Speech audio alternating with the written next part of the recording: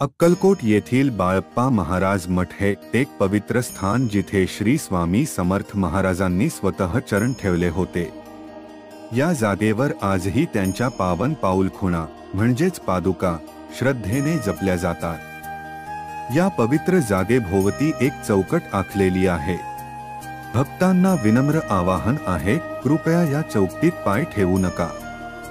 ही जागा केवळ संगमरवरी चौकट नाही, तर स्वामींच्या दिव्य उपस्थितीचा साक्षात आशीर्वाद आहे।